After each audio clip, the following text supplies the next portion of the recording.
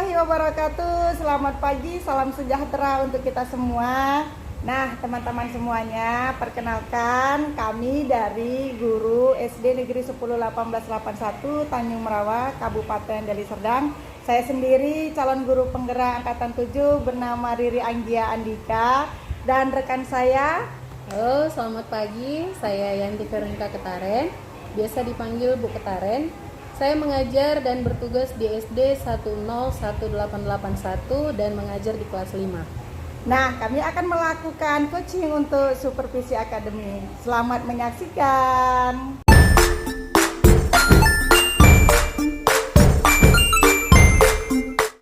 Selamat pagi Bu Veronica. Pagi Bu Riri. Apa kabar? Baik. Ibu Veronica, sesuai dengan kesepakatan kita waktu itu, kita kan akan melakukan kegiatan coaching ya, supervisi akademik yang dibagi menjadi 3 tahapan. Yang pertama yaitu tahapan pra-observasi, observasi, dan pasca observasi. Nah, kali ini Ibu Vero, kita masuki tahapan yang pertama, yaitu tahapan pra-observasi. Nah, sebelumnya sebelum melakukan kegiatan ini, pada hari ini kita ini berharap ya untuk kegiatan ini supaya bermanfaat gitu ya, dan mendapatkan solusinya untuk menjadi lebih baik lagi dalam mendidik siswa. Kemudian dengan melalui diskusi kita saling sharing, saling tukar pikiran itu untuk dapat meningkatkan kinerja kita sebagai seorang pendidik. Nah, Ibu, kalau boleh tahu ini, kira-kira apa tujuan pembelajaran Ibu pada saat nanti kegiatan observasi? Tujuan pembelajaran yang ingin saya capai nanti pada saat kegiatan observasi itu, saya harap dengan melalui kegiatan mengamati video, mengamati PowerPoint yang sudah saya siapkan, mereka dapat mengidentifikasi proses siklus air beserta dengan dampaknya pada makhluk hidup. Ya.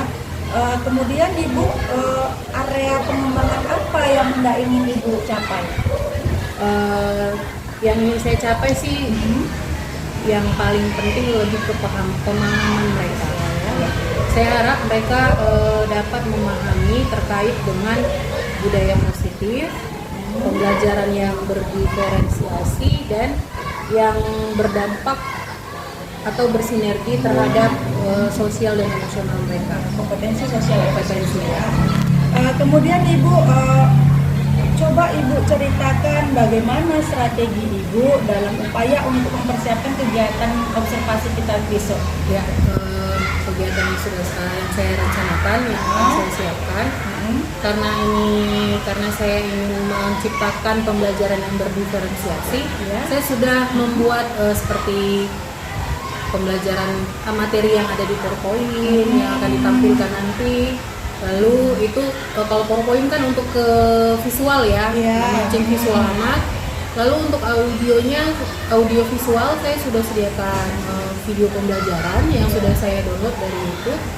Dan untuk kinestetiknya saya sudah ada saya sudah ada karang sebuah lagu yang berkaitan tentang materi tersebut.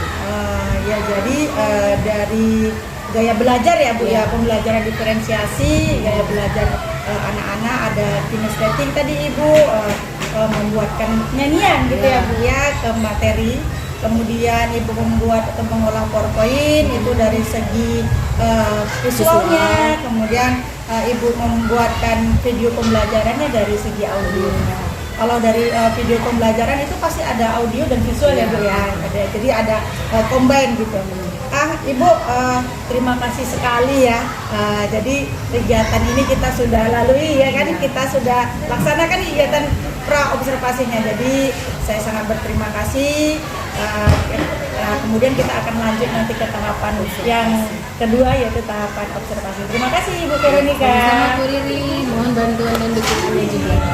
Sama-sama Ibu.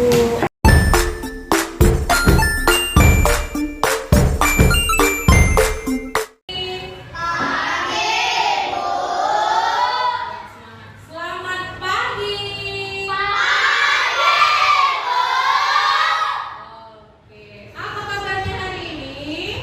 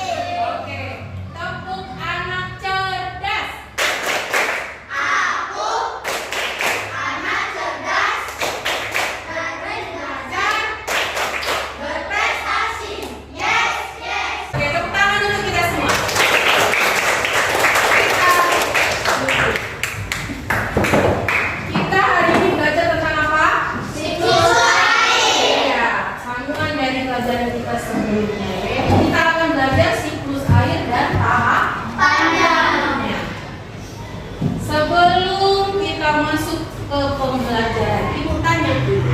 Siapa di sini pernah lihat sungai? Siapa pernah lihat laut? Di sungai dan laut ada airnya enggak? Ada. Dari mana sih airnya? Hujan. Dari mana? Dari hujan. Kalau air hujan itu dari mana? Dari penguapan. Apa sayang? Jalan. Oh, ada. Dari mana? Dari penguapan air laut dan sungai. Berarti air sungai dan laut dari air hujan. Air hujan dari penguapan air laut dan air sungai. Berarti terjadi perputaran. Iya. Air yang jatuh dari langit atau atmosfer jatuh kemana? Ke bumi.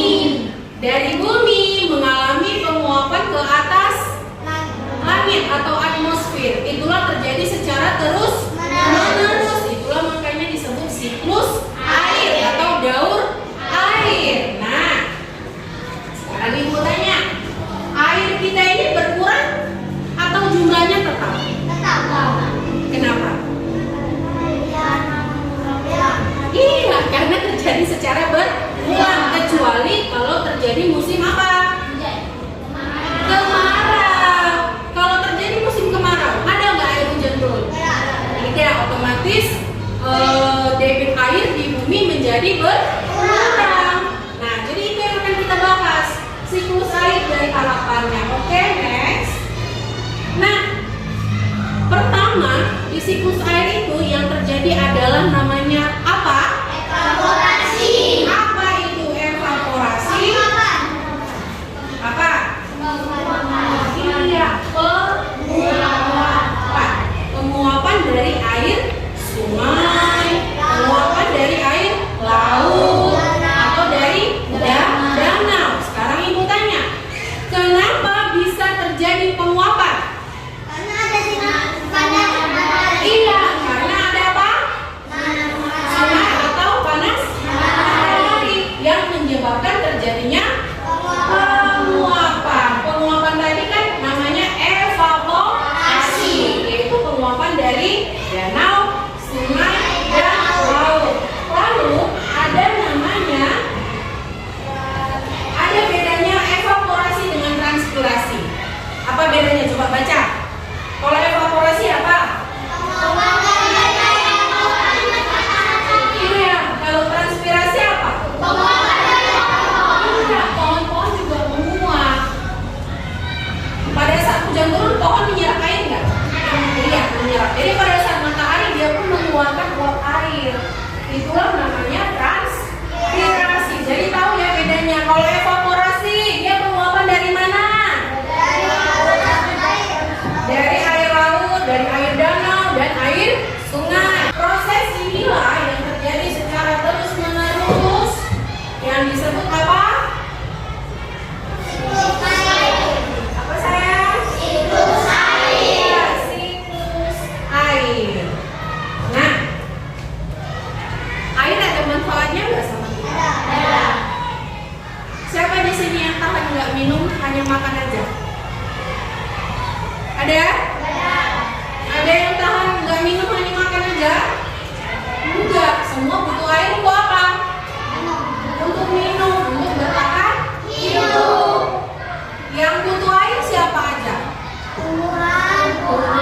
Manusia. Hewan. Manfaat yang kedua apa? Untuk kebutuhan rumah tangga. Iya, untuk keperluan rumah tangga seperti apa? Masak, makan, minum. Apa? Kebutuhan manusia.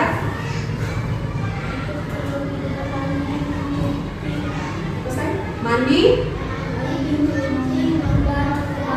Iya, untuk mandi, untuk mencuci. Siapa yang sekolah tadi pagi? Yang sekolah. Yang mandi sebelum sekolah.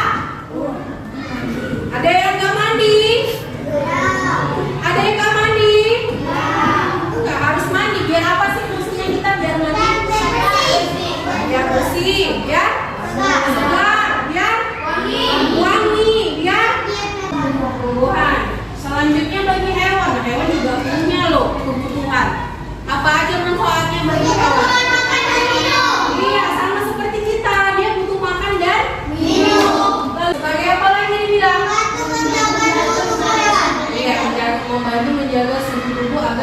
terlalu panas. Lalu air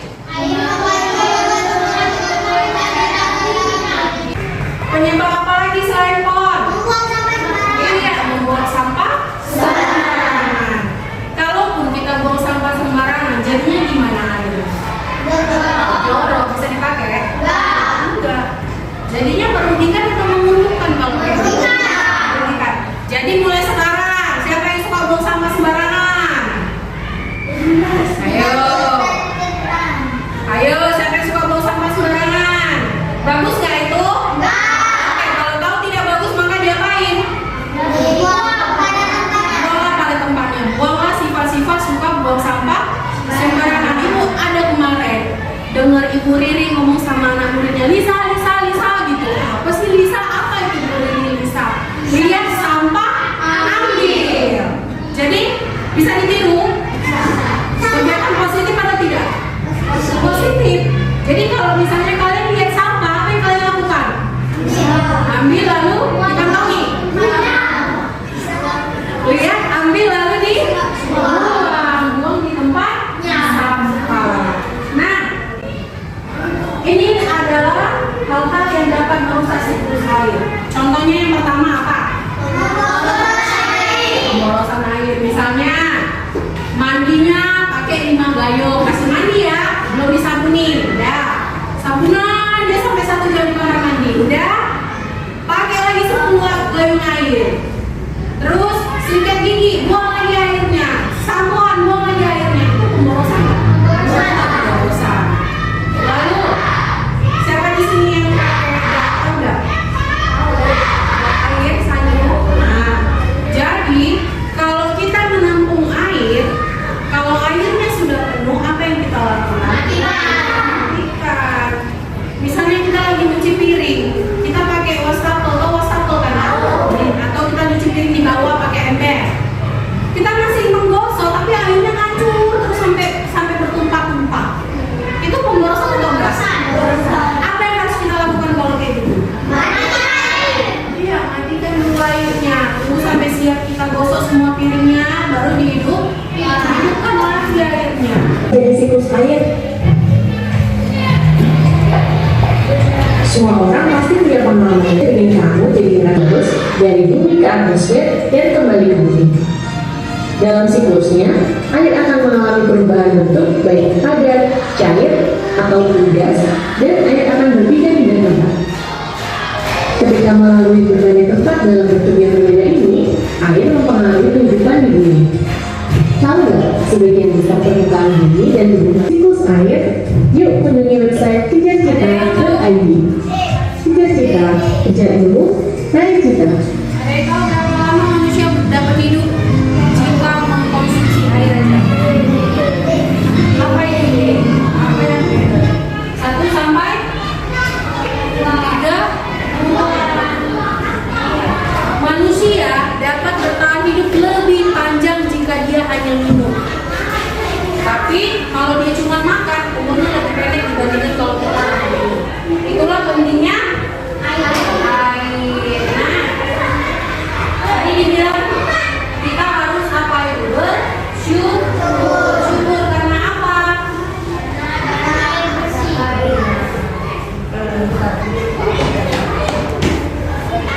Banyak tadi hal-hal yang dapat kita lakukan.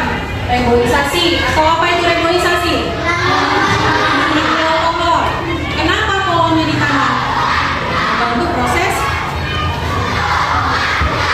penyerapan. Kalau udah diserap apa yang terjadi? Penyerapan, apa namanya? Evaporasi. Kalau pohon tadi apa namanya? Transpirasi. Nah, di sini itu ada nyanyian. Bisa kita nyanyi sama-sama? Bisa.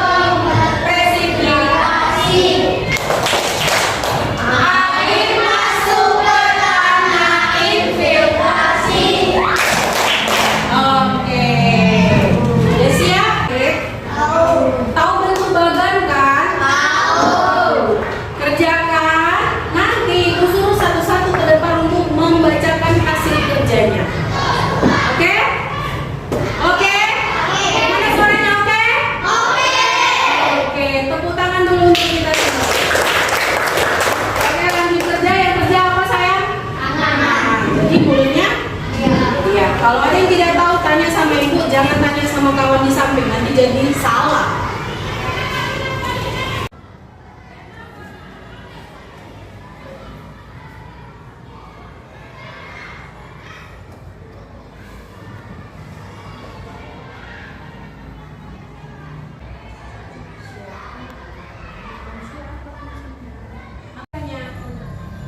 Selamat pagi teman-teman. Kali ini saya akan membacakan jawaban Pertanyaan yang pertama. dan pertama, dari mana air sungai berasal? Ya, dari mana air sungai berasal? Dari air Iya, dari air hujan.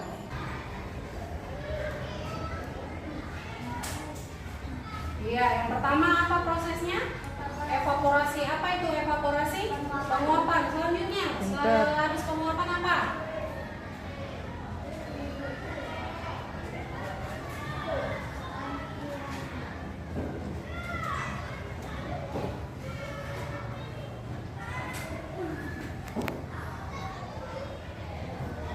Apa itu transpirasi?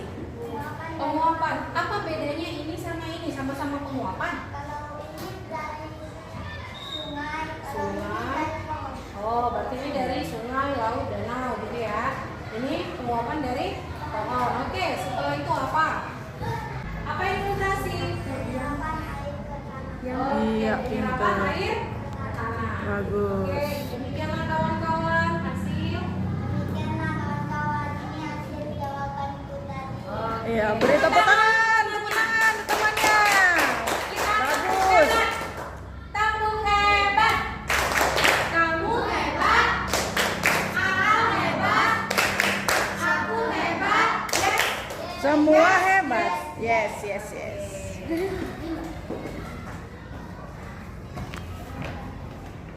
Ada lagi?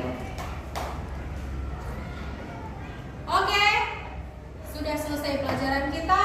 Yang ibu mau tanya, bagaimana pelajaran kita hari ini? Senang. Senang. Menyenangkan? Menyenangkan? Senang? Oke, sebelum kita tutup, kita ambil kesimpulan dulu. Pelajaran kita hari ini tentang apa? Siklus air. Siklus air. Siklus air ada apa aja yang pertama? Evaporasi. Evaporasi, transpirasi itu apa ini? Evaporasi, transpirasi ini apa? Penguapan. Penguapan. Lalu setelah itu apa? Kondensasi atau pembentukan gumpalan awan. Setelah kondensasi apa? Presipitasi atau turunnya air hujan. Dan terakhir ada infiltrasi. Apa itu infiltrasi? Penguapan air ke tanah. Iya, penyerapan air ke tanah. Manfaat air bagi kita apa? Untuk mencuci. Mencuci, makan, minum, mandi. Sebagai alat transportasi. Bagi hewan sebagai tempat tinggal. Untuk minum. Untuk tumbuhan. Untuk membantu Proses fotosintesis. fotosintesis. Untuk membantu menyalurkan zat hara dari tanah ke pohon melalui apa? Akar. Oke, demikian pembelajaran hari ini. Kita sambung besok siklus air tanah. Sama, hampir sama dengan ini. Oke, tepuk tangan dulu untuk kita semua.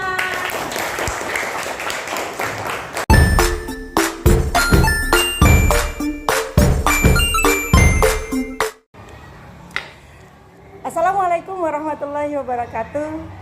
Selamat pagi, salam sejahtera untuk kita semua. Nah, rekan-rekan sekalian, di sini kami berdua ingin melanjutkan tahapan yang ketiga, yaitu tahapan pasca observasi, yang observasinya sudah dilakukan oleh Ibu Veronica, rekan saya sendiri, dan saya calon guru penggerak angkatan 7 yang bernama Ibu Riri Anggia Andika. Nah, kali ini kita langsung saja ya Bu Veronica, Ya, Bu. pada tahapan selanjutnya, yaitu tahapan pasca observasi. Nah, sebelum kita melanjutkan sesi perbincangan kali ini, kira-kira apa tujuan Ibu itu untuk melakukan perbincangan kali ini? Tujuannya adalah untuk melihat kemajuan ataupun perubahan yang terjadi selama observasi dilakukan. Selama waktu kita Ibu dan saya juga sebagai observernya mengadakan observasi ya Bu ya. Nah, pada saat observasi berlanjut gitu Bu ya kan, bagaimana perasaan Ibu setelah melakukan pembelajaran di dalam kelas Ibu pada tahapan observasi dan saya sebagai observernya untuk melakukan supervisi akademi Ibu? Ya, Coba Ibu ceritakan. perasaan yang saya rasakan setelah melakukan observasi cukup puas. Kalau dibilang cukup berarti belum terlalu puas ya. Iya. Kenapa belum terlalu puas? Karena ada beberapa hal yang belum dilakukan secara maksimal.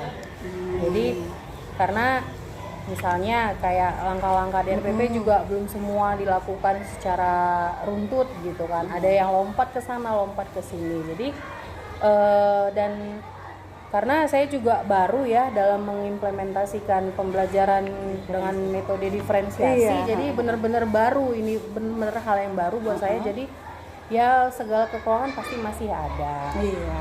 Jadi ya saya juga menggunakan metode ini juga karena atas arahan dari Bu Riri. Kerjasama kita ya Bu ya, kerjasama. saling belajar gitu ya kan. Benar. Sama-sama kita belajar. Nah, kira-kira ini Bu, pada tahapan pasca observasi, apa yang ingin Ibu harapkan dari pertemuan kita ini tadi selain Ibu ingin memperbaiki ya kegiatan pada pelaksanaan pembelajaran gitu. Ya, pada saat observasi kan Ibu sudah bertugas sebagai observer atau orang yang mengamati saya. Jadi saya harap ya Ibu dapat memberi masukan-masukan dari proses pembelajaran yang sudah saya lakukan. Apa aja yang perlu saya tambahkan atau apa aja kekurangan yang saya perbuat gitu. Jadi agar kemudiannya tindak lanjutnya ini bisa menjadi lebih baik lagi. Artinya merefleksi ya Bu Iya. ya, kemudian merencanakan tindak lanjut yang akan kita lakukan nanti ya setelah melakukan proses ini gitu ya Bu ya. Iya. Kemudian apa tujuan akhir yang ingin Ibu ketahui dari kegiatan kita ini? Tujuan akhirnya yang pasti proses pembelajaran ya. Terutama untuk proses pembelajaran menjadi lebih baik lagi. Ya, bagus. Lalu pemahaman anak dalam teori pembelajaran, dalam memahami pelajaran itu menjadi lebih baik Iya. dengan menggunakan metode-metode baru. Iya. Gitu. Karena untuk diferensiasi kan katanya mengelompokkan anak dengan bakat-bakat mereka. Iya. Jadi ada yang kinestetik, ada yang audio, ada yang visual seperti itu. Tapi saya lihat kemarin Bu, yang saya sudah menjadi observer Ibu sudah sangat baik sekali ya, sudah melakukan menggunakan pembelajaran diferensiasi. Artinya diferensiasi itu bisa dengan minat siswa, selain dengan gaya belajar atau profil belajar siswanya, bisa juga dengan minat. Ibu bisa dapat lakukan dengan melakukan awalnya itu diagnosis asesmen gitu, asesmen diagnosis yang fungsinya itu untuk mengetahui pengetahuan awal anak sehingga dia bisa dipetakan Ibu gitu, bisa dipetakan atau dikelompokkan dalam segi dia minat, gaya belajar, bisa audio, bisa visual dan kinestetik. Nah, kira-kira ini Bu, pada saat Ibu melakukan proses pembelajaran kemarin kan, waktu saya sebagai observer, bagaimana proses pembelajaran yang sudah Ibu lakukan pada tahapan observasi? Apa sudah berjalan sesuai dengan rencana pelaksanaan pembelajaran yang telah Ibu buat? Coba Ibu ceritakan.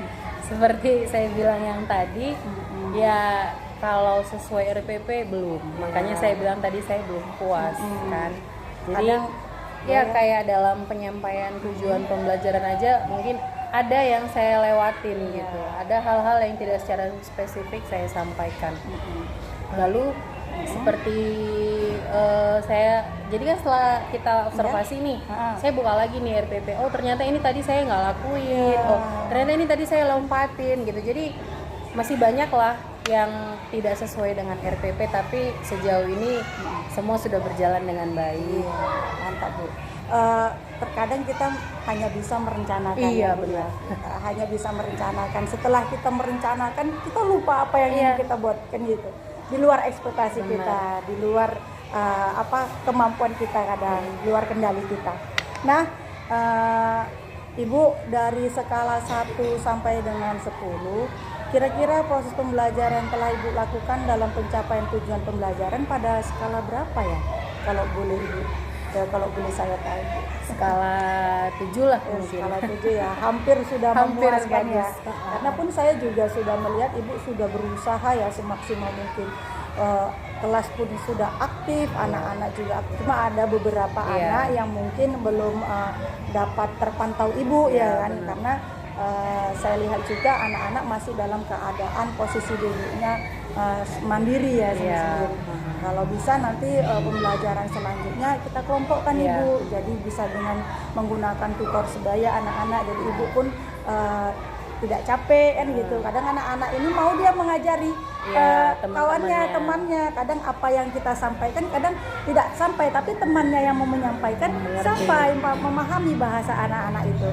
Baiklah Ibu, sangat baik sekali ya Ibu telah melakukan pembelajaran di kelas Ibu dengan menggunakan metode atau pembelajaran diferensiasi. Saya sangat mengapresiasi Ibu apa yang dilakukan Ibu. Nah, sekarang Ibu coba Ibu ceritakan kira-kira ya, tadi kan sudah Ibu kurang maksimal ini Iya. kan gitu dalam sudah membuat RPP tapi kurang maksimal, ada beberapa hal yang tidak dilakukan gitu dalam perencanaannya. Kira-kira apa yang menjadi penyebabnya Bu? Soal pembelajaran yang dilakukan kurang memuaskan bagi Ibu. Apa yang menjadi sebabnya? Coba Penyebabnya ceritakan. yang buat saya kurang puas ya, terutama dari respon anak-anak. Respon Jadi anak ya.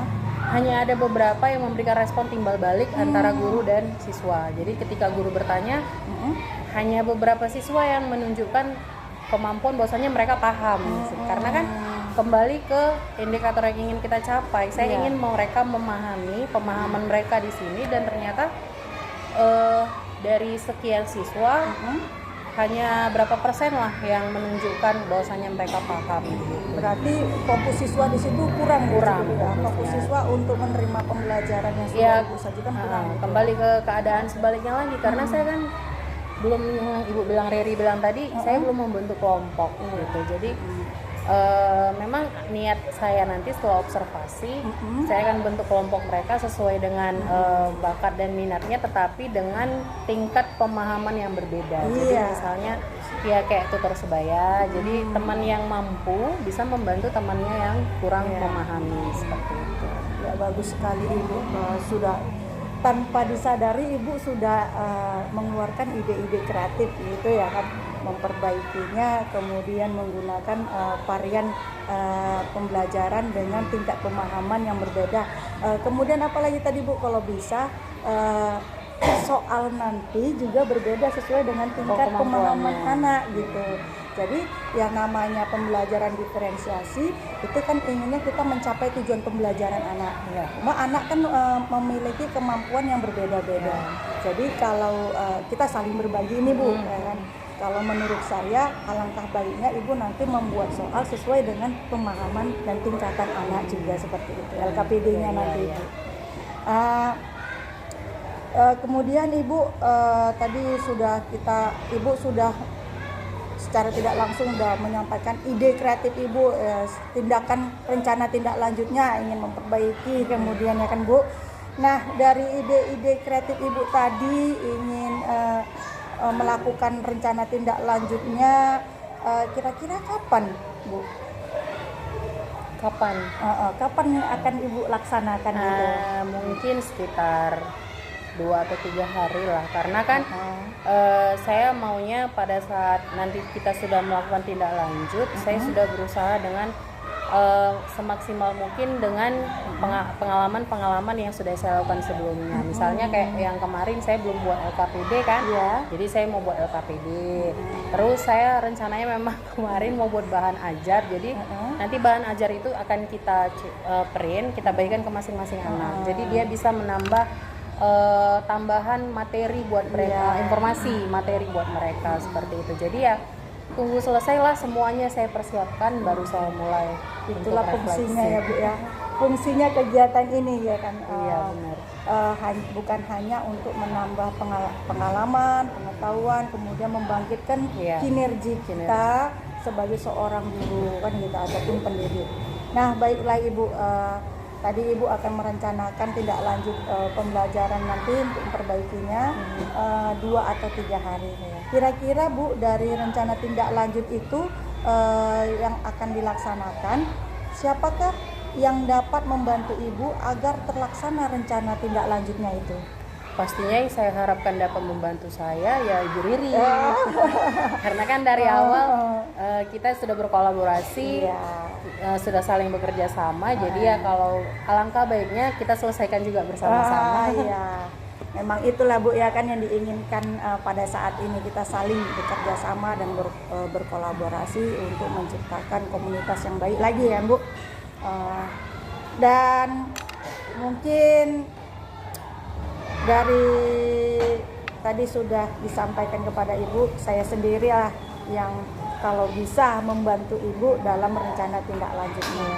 Nah setelah nanti saya juga melakukan membantu ya Bu, kita saling sama-sama bekerja sama dan tahu hasilnya, maka akan dapat perubahan ya di antara kita. Apakah itu Pasti menjadi itu, lebih baik atau yang diharapkan lebih baik. Itulah diharapkan menjadi lebih baik ya Ibu ya. Terima kasih kepada Ibu Veronica yang sudah menyempatkan waktunya membantu saya dalam menyelesaikan tugas-tugas saya dalam pendidikan guru penggerak ini. Nah, semoga kegiatan ini dapat bermanfaat baik untuk kita sendiri maupun orang lain yang menyaksikan video kita ini Ibu ya. Terima kasih juga buat Ibu Riri, ilmu-ilmu barunya jadi pengalaman juga buat saya. Kita akhiri dengan Assalamualaikum warahmatullahi wabarakatuh. Terima kasih.